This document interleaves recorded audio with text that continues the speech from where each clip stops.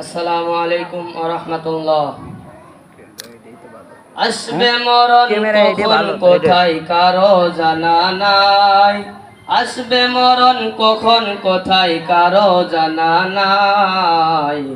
জানাজার নামাজের আগে নামাজ পড়ো ভাই, তোমার জানাজার নামাজের আগে নামাজ পড়ো ভাই, তোমার জানাজার নামাজের আগে নামাজ পড়ো ভাই।